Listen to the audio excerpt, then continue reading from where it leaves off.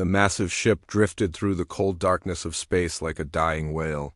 Its metal hull was scratched and burned from countless attacks. Inside the ship called Sanctuary's voice, Captain Zixthara looked at the screens with her 4 eyes filled with worry. The ship carried 50,000 of her people. They were all that remained of the great Kepler civilization. "Captain, the life support systems are failing again," said her chief engineer. His voice was weak and tired. They had been running for so long that everyone was exhausted. Zixthara nodded slowly. Her blue skin had turned pale from stress. "How much time do we have?" "Maybe 3 days, Captain." "Maybe less."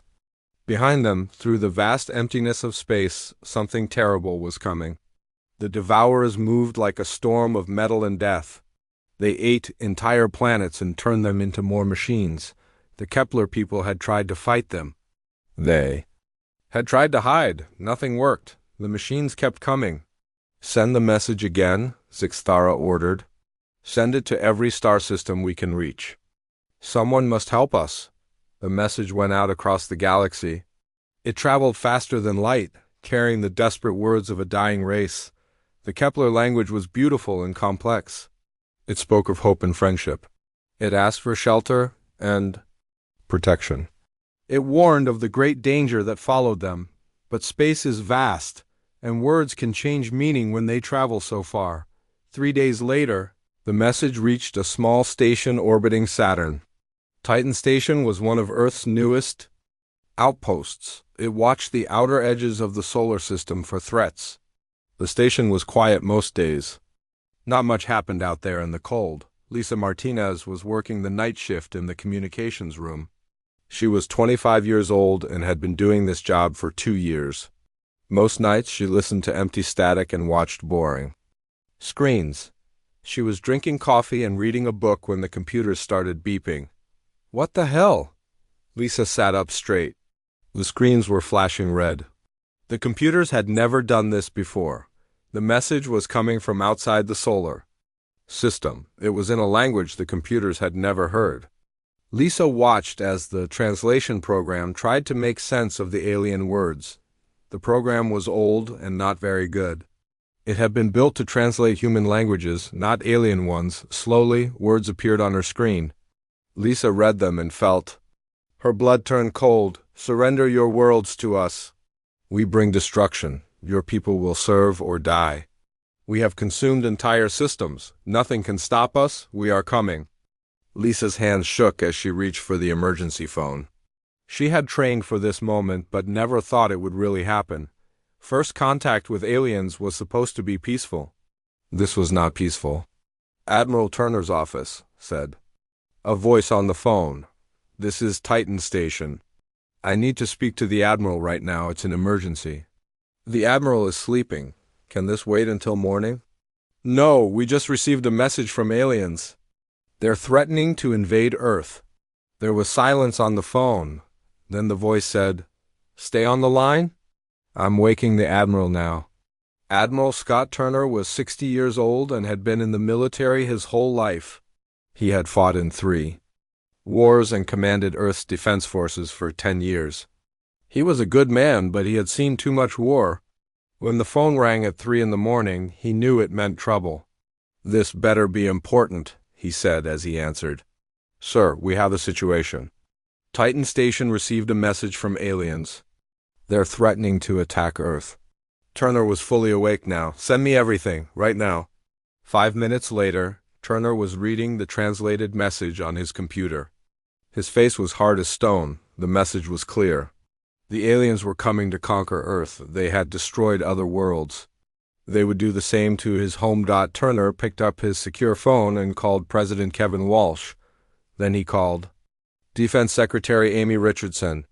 Within an hour, every important person in Earth's government was awake and angry. "How long do we have?" asked President Walsh during the emergency video call. "We don't know, sir," Turner replied. The message didn't say when they would arrive, but we need to prepare for the worst. "Do we know how many ships they have?" "No, sir. But they claim to have destroyed entire star systems. We have to assume they have a large fleet." President Walsh looked tired and worried. He had hoped to be remembered as a peace president. Now he might be the one who led Earth into its first alien war. Admiral Turner, I'm giving you full authority to defend Earth. Do whatever you think is necessary. Yes, sir. I'll start mobilizing our fleets immediately. Across Earth's military bases, alarms began to ring. Soldiers were woken up and told to prepare for war. Spaceships that had been in storage were brought back online.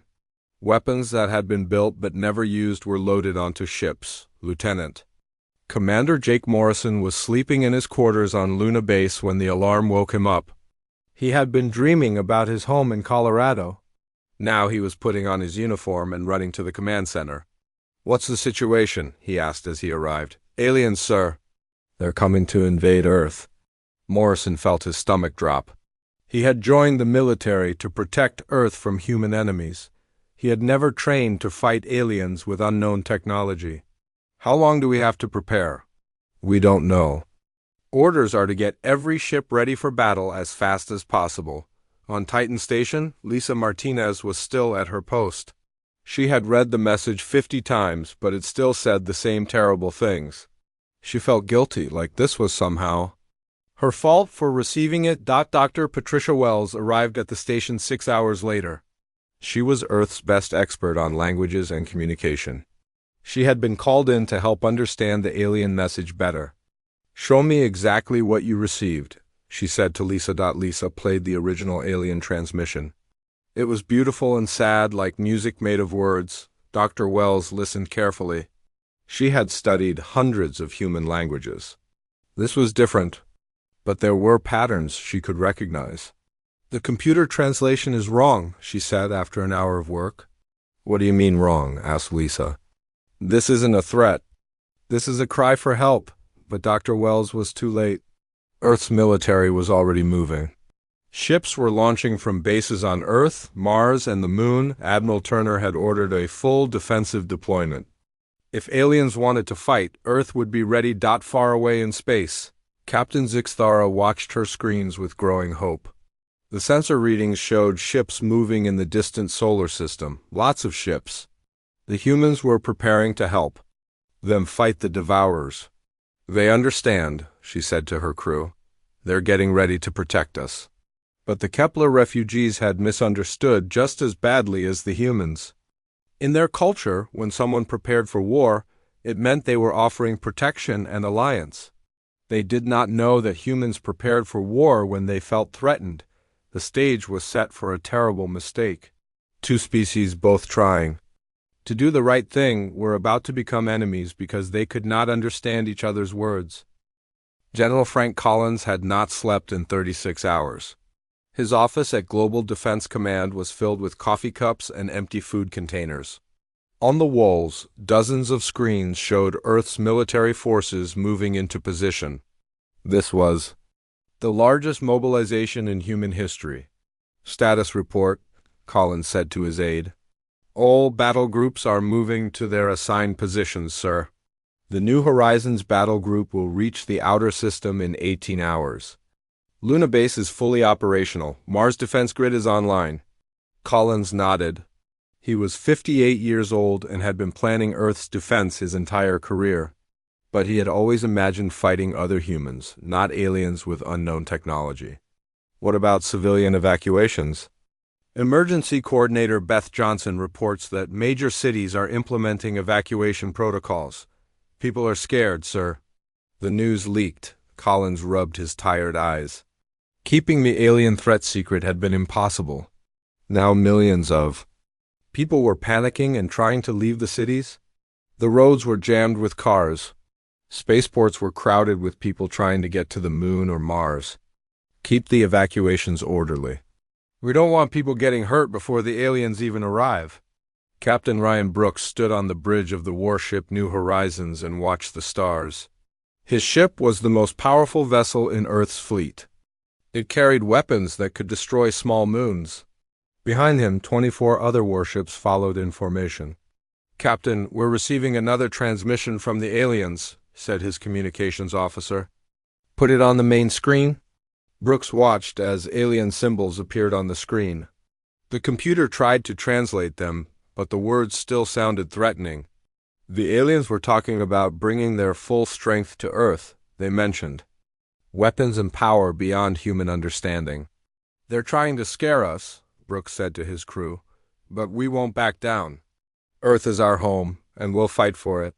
What Brooks did not know was that the aliens were actually showing them pictures of the Devourers. They were trying to warn Earth about the terrible machines that followed them.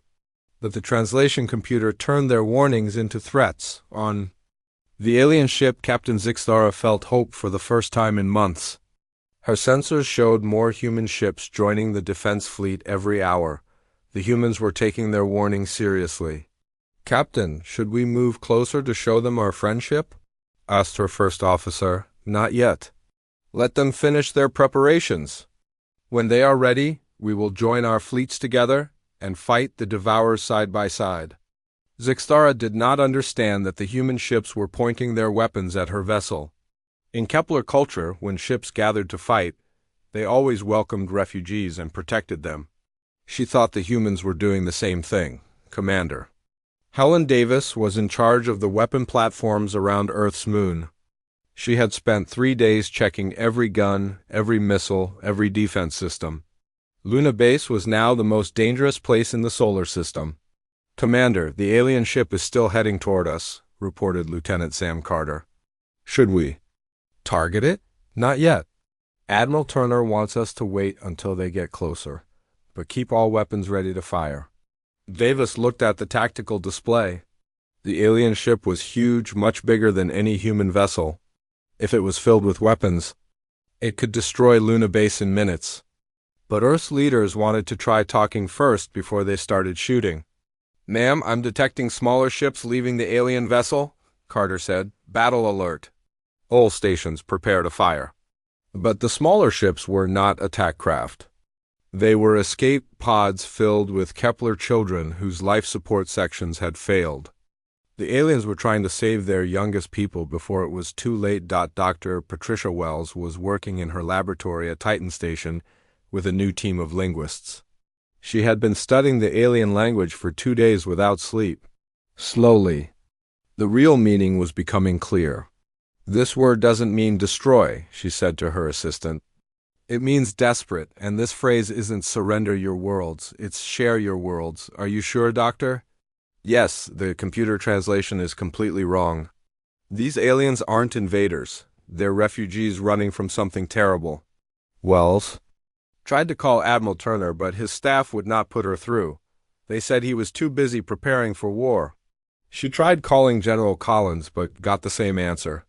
No one wanted to hear that they might be wrong. Engineer Tony Rodriguez was working in the weapons labs on Mars. He had been ordered to upgrade every gun and missile in Earth's arsenal. The military wanted weapons that could punch through alien armor and shields. "We need more power," Rodriguez said to his team. "If these aliens have been destroying star systems, their ships must be incredibly strong." Rodriguez was a good engineer, but he was working on the wrong problem. The aliens' ships were actually damaged and weak from their long flight. They had no weapons left and barely working engines. But Rodriguez thought he was preparing to fight a powerful invasion fleet. Meanwhile, Emergency Coordinator Beth Johnson was trying to keep millions of people calm. The evacuation of Earth's major cities was not going well. People were fighting over spots on transport ships. Families were being separated. Some people refused to leave their homes. "We need more transport ships," Johnson told her staff. "And we need to stop the panic buying. People are hoarding food and water like the world is ending." "Maybe it is ending," said one of her assistants. Johnson did not answer. She had seen the classified reports about the alien fleet. If Earth lost the coming battle, evacuation would not matter anyway. On Titan Station, Lisa Martinez was monitoring communications from both the human fleet and the alien ship. She was listening when the aliens sent their second major transmission. This time, the message included pictures. Lisa watched her screen as images appeared of giant mechanical creatures tearing apart planets. The machines looked like metal spiders the size of cities. They had glowing red eyes and long arms that reached out to grab and crush everything they touched. "My God," Lisa whispered. "What are those things?" The translation computer worked on the alien words that came with the pictures. Slowly, text appeared on Lisa's screen. "The destroyers follow us. They consume all life. They turn worlds into more machines. Help us fight them, or they will find you next." But by the time the translation was complete, it had changed again.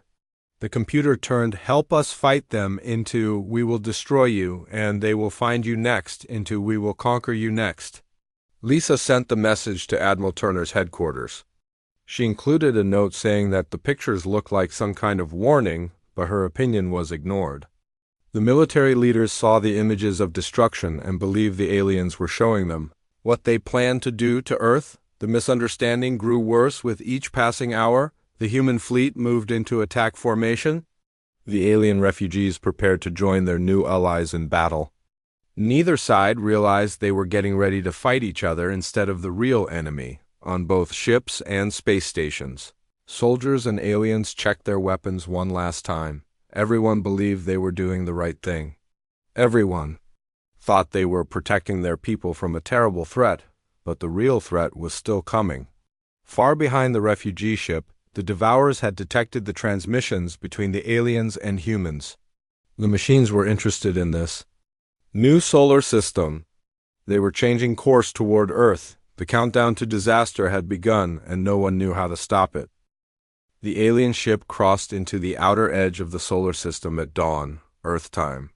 Captain Zixthara stood on her bridge and looked at the screens showing Neptune in the distance. Her ship was so damaged that it could barely maintain course. Pieces of metal floated away from the hull every few minutes. "Captain, we're detecting the human defense fleet," said her sensor officer. "They have many ships waiting for us." Zixthara smiled with relief. Her 4 eyes filled with tears of joy. "They are ready to help us fight. Signal them that we are grateful for their protection." But when the Kepler message reached the human fleet, the translation computer turned "grateful for protection" into "demanding your surrender." Admiral Turner was aboard the command ship watching his battle fleet take positions around Neptune. Captain Brooks and his warships formed the front line. Commander Davis had moved her weapon platforms from Luna to support the outer defenses. Everyone was ready for the alien invasion to begin. "Sir, the alien ship just sent us another message," reported the communications officer.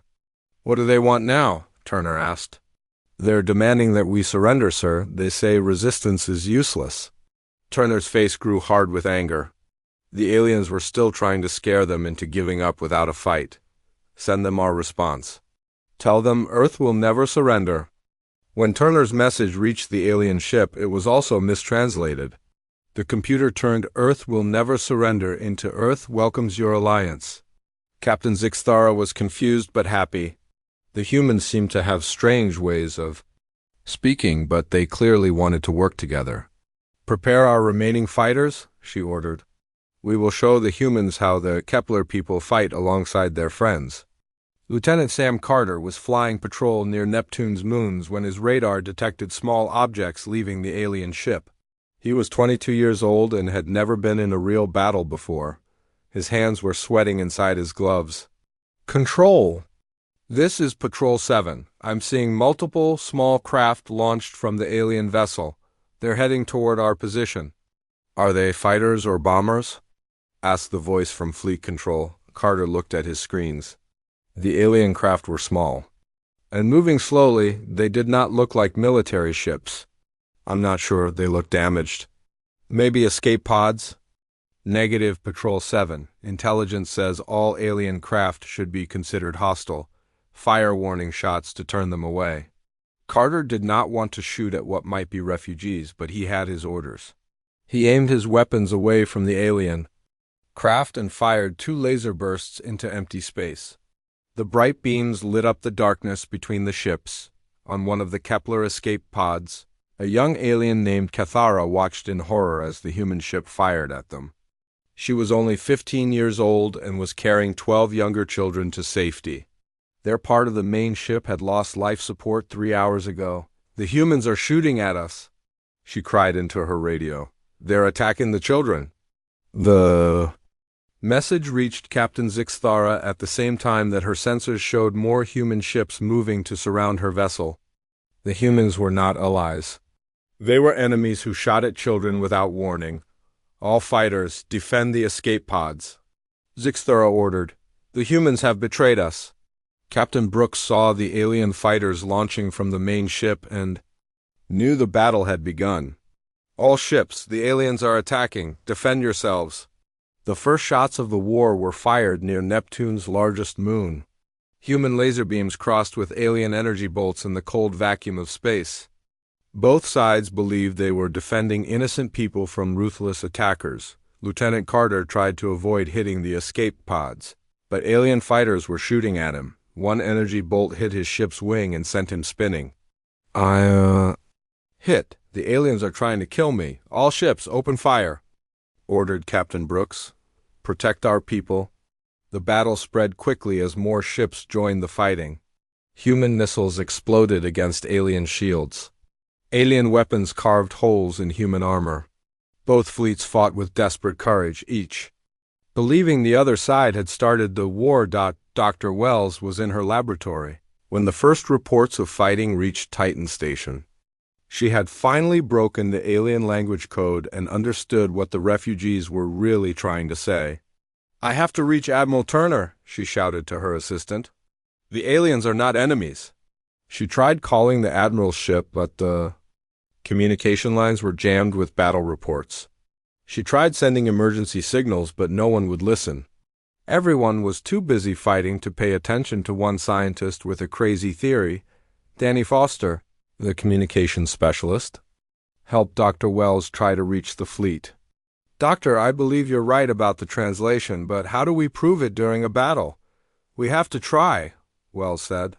People are dying because of a misunderstanding. They sent message after message, but Admiral Turner's staff was not taking calls from civilians. The military was convinced that Dr. Wells had been fooled by alien propaganda. Colonel Mark Johnson, Turner's security chief, ordered all communication from Titan Station to be blocked. The aliens might be controlling her mind, Johnson told his staff. We can't trust anything she says. The battle around Neptune grew larger as more ships arrived. Commander Davis brought her weapon platforms into range and opened fire on the alien vessel. Her powerful guns could punch through almost any armor, but Captain Zixthara's ship was carrying 50,000 refugees. When the human weapons hit the hull, hundreds of alien families were killed instantly. Zixthara watched her people die and felt her heart break. Why are they doing this to us? She asked her officers. We came asking for help, and they murder our children. Captain, our weapons are almost gone, her weapons officer reported. We cannot fight much longer. Then we will die protecting our people, Zixthara replied. At least we will die with honor. The Kepler fighters threw themselves against the human ships with desperate courage. They were outgunned and outnumbered, but they fought to save their families. Many alien pilots crashed their damaged fighters into human warships, sacrificing themselves to give the refugees more time to escape. Captain Brooks watched alien ships ram his vessels and felt sick. The aliens were fighting like cornered animals. These aren't conquerors, he said quietly. These are people fighting for their lives, but the battle could not be stopped. Both sides had lost people now. Both sides were angry and afraid. Trust was impossible when ships were exploding and friends were dying. The fighting that became known as the Neptune incident lasted 6 hours. When it ended, both fleets were badly damaged. The human ships had lost 3 destroyers and dozens of fighters. The alien refugee ship was leaking air and spinning slowly out of control. Both sides pulled back to repair their ships and count their dead. The war between Earth and the Kepler refugees had begun with the best intentions on both sides. Now it seemed like it would only end when one side was completely destroyed, but something else was watching the battle from the edge of the solar system. The Devourers had followed the refugee ship and found a new source of metal and energy to consume. The machines began moving toward the inner planets, ready to devour everything they found. The real war was about to begin. Captain Brooks was checking the damage to his ship when the alarm started screaming again. His crew was tired and hurt from the battle with the aliens. 3 of his friends were dead. His ship had holes in the hull that were barely patched with. Emergency foam? Captain, we have new contacts on the edge of the system, his sensor officer called out. Multiple large objects moving toward us at high speed. Brooks felt his stomach drop. More alien ships? No, sir, these are different. Much bigger, and they're not talking to anyone. Brooks looked at his main screen and saw something that made his blood freeze. The new ships looked like giant metal spiders with glowing red eyes.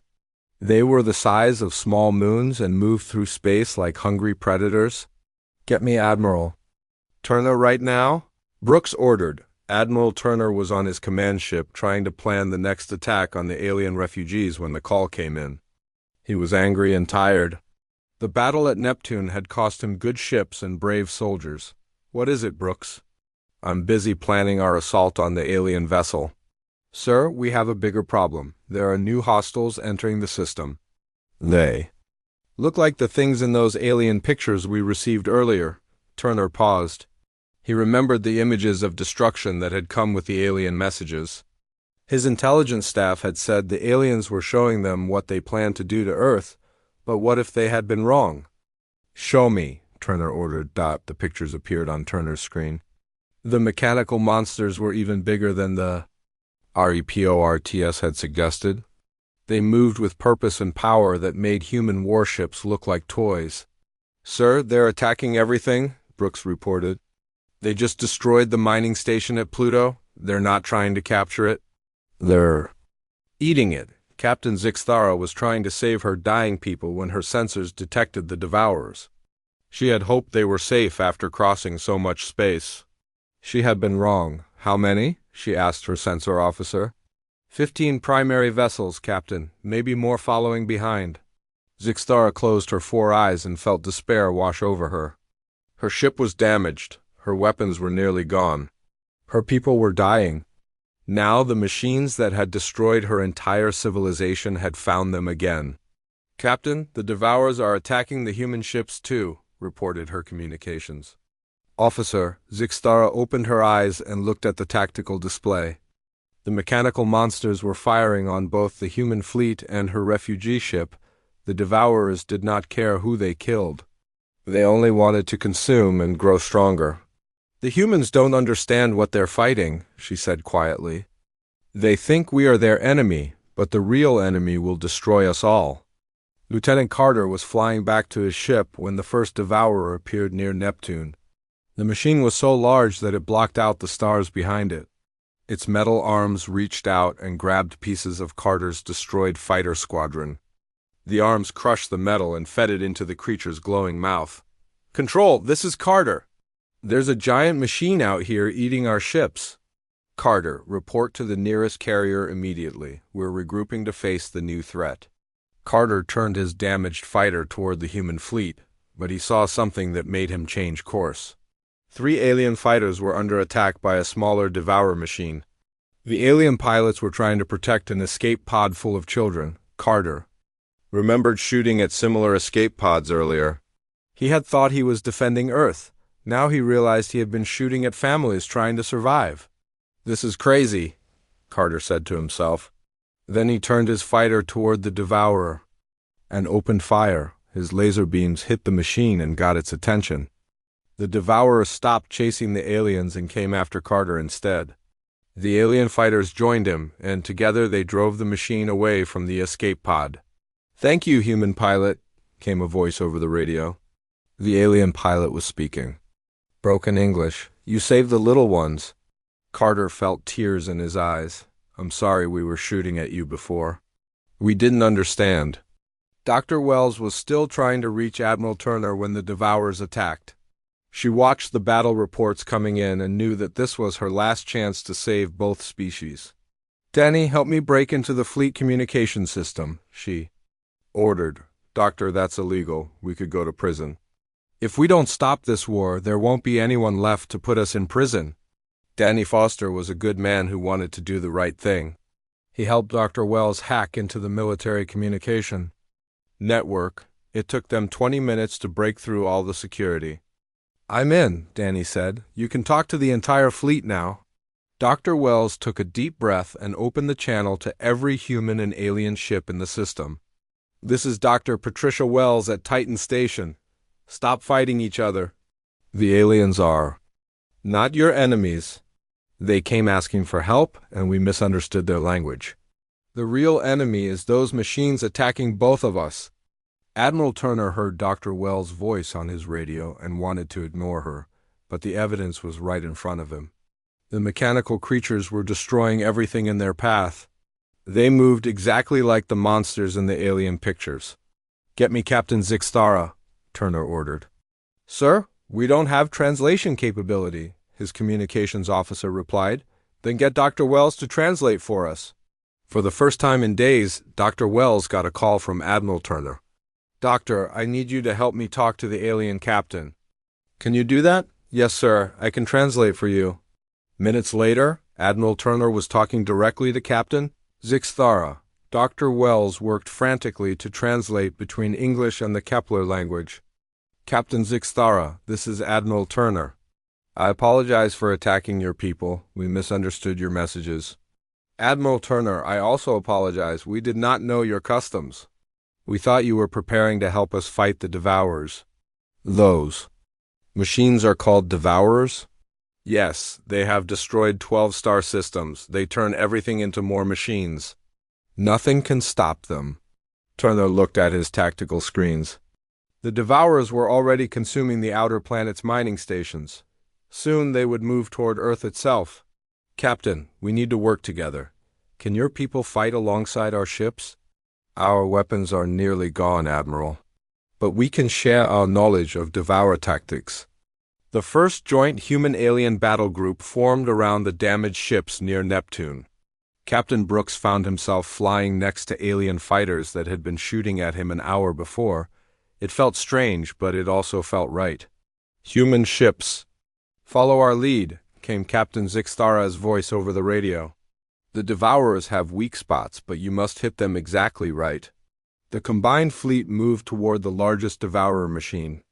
It was the size of a small moon and had dozens of metal arms reaching out to grab everything nearby. But something amazing happened during the first joint attack. The Devourer machines seemed confused by human tactics. They have been designed to fight civilizations like the Kepler people, who preferred careful planning and defensive strategies. Humans fought differently. They were wild and unpredictable. They took crazy risks and attacked from unexpected directions. Lieutenant Carter led a group of human and alien fighters in a direct assault on a Devourer's main sensor array. "These humans fight like madmen," said one alien pilot. "But it's working." Engineer Rodriguez monitored the battle from his lab on Mars and made an incredible discovery. Human weapons operated on frequencies that interfered with Devourer sensors. The machines could not track human ships as easily as they tracked alien vessels. "Admiral Turner, I think our weapon frequencies are scrambling their targeting systems," Rodriguez reported. "We might actually have an advantage." For the first time since the crisis began, Admiral Turner smiled. The war between humans and aliens had been a terrible mistake. But that mistake might have created exactly the kind of aggressive, unpredictable fleet needed to defeat an enemy that no one else could stop. The real battle for Earth was about to begin. The combined human and alien fleet gathered near Jupiter 3 days after the first Devourer attack. The gas giant hung in space like a massive orange jewel, but dark shapes were moving around it. The Devourers had begun consuming Jupiter's moons, and were using the materials to build more machines. Admiral Turner stood on his command ship bridge next to Captain Zixtara. The alien captain had come aboard to help plan the final battle. Dr. Wells worked as their translator, though both leaders were learning to understand each other without words. "How many Devourers are we facing?" Turner asked. Zixtara looked at the tactical display with her 4 eyes. 37 primary vessels, maybe 50 smaller ones. And they are building more every hour. Can we win? With Kepler tactics alone?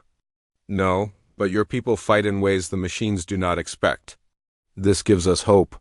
Captain Brooks was leading the attack formation with half the human fleet. Behind him flew alien ships that had been repaired with human spare parts. The two technologies work surprisingly well together. All ships? This is Brooks. Remember the plan?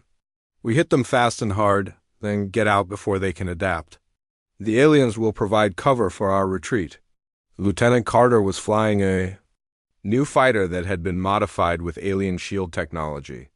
His old ship had been destroyed in the first battle with the Devourers, but this new one was faster and stronger than anything humans had built before. Carter, you're leading the Deep Strike team, Brooks said over the radio. Your job is to get through their defenses and plant the virus. The virus had been Engineer Rodriguez's idea. Human computer systems use different programming than either alien or Devourer technology. Rodriguez had created a virus that would confuse the Devourer control systems, but someone had to get close enough to upload it into their main ship. Copy that, Captain. I won't let you down. Commander Davis had moved her weapon platforms to Jupiter's orbit. Her guns were now powered by alien energy cells that made them 3 times more powerful than before. She was ready to provide covering fire for the attack. All platforms report ready, she told Admiral Turner. We can keep the smaller Devourers busy while the strike teams go after the big ones. The battle began at dawn, Earth time. Human ships charged straight at the Devourer formation while alien vessels moved to support positions. The Devourers had never faced an enemy that attacked so directly and aggressively. They are confused, Captain Zixthara observed as she watched the machine's response. They expect careful planning and defensive tactics. Your ships are doing the opposite. The first wave of human fighters crashed into the Devourer defenses like a hammer. Captain Brooks led his ships in a wild spiral pattern that made it impossible for the machines to predict where they would go next. Alien fighters followed behind, using their superior shields to protect the humans when they got into trouble. Lieutenant Carter dove his fighter toward the largest Devourer ship. It was the size of a small city and had hundreds of weapons pointing in every direction. But the machine's sensors could not lock onto his ship because of the frequency interference from his human weapons. I'm going in, Carter called out as he dodged between the machine's massive arms. Cover me. 3 alien fighters followed him into the heart of the Devourer ship. They took heavy damage but managed to clear a path for Carter to reach the upload point. He flew his fighter directly into an opening in the machine's hull and uploaded Rodriguez's virus into the main computer. Virus uploaded, Carter reported. Getting out of here. But Carter's ship was too damaged to escape. The alien fighters formed a protective circle around him and fought their way out together. One alien pilot named Veltar sacrificed her ship to destroy a Devourer weapon that would have killed Carter. Why did she do that? Carter asked over the radio. Because you saved our children at Neptune, came the reply from another alien pilot. We do not forget such kindness. The virus began spreading through the Devourer network. The machines started moving in random directions and firing at each other. Their perfect coordination fell apart as human chaos infected their systems. It's working, Rodriguez reported from his monitoring station on Mars. The Devourers are losing control of their ships, Admiral Turner saw his chance. All ships, full attack. Hit them while they're confused. The combined fleet struck with everything they had. Human missiles and alien energy beams tore into the disabled Devourer ships. Commander Davis's weapon platforms fired continuously, their alien-enhanced guns cutting through machine armor like paper, but the largest Devourer ship was still fighting. It began consuming Jupiter itself, turning the gas giant's mass into new weapons and armor. The machine grew larger and more powerful with each passing minute. We have to stop it before it finishes eating Jupiter, Turner said. Captain Zixthara made a decision that surprised everyone. Admiral, I'm going to ram my ship into that machine. My vessel is already dying. Let it die with purpose. No, Turner replied. We fight together or not at all. Brooks, take half the fleet and hit that monster from the left. I'll take the other half and go right. Zixthara, your people provide support. Admiral, my ship cannot survive much more damage, the alien captain warned. Then we better make this count. The final assault was the largest space battle in human history. Hundreds of ships from 2 different species fought side by side against an enemy that had destroyed entire civilizations. The battle raged around Jupiter for 6 hours. Lieutenant Carter, flying a borrowed alien fighter, led the final attack run against the massive Devourer ship. He and 20 other pilots flew directly into the machine's main core while the rest of the fleet kept its weapons busy. For Earth and Kepler, Carter shouted as he fired every weapon he had into the Devourer's power source. The explosion was visible from Mars. The giant machine tore itself apart as its own energy turned against it.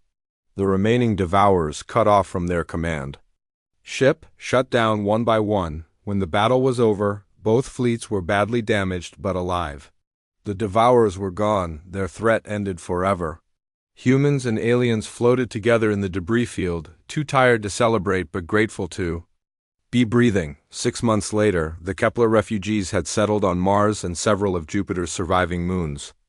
Earth's government had offered them permanent homes in exchange for sharing their advanced technology. Captain Zixthara became the first alien ambassador to Earth. Admiral Turner retired from military service but continued working on human-alien cooperation projects.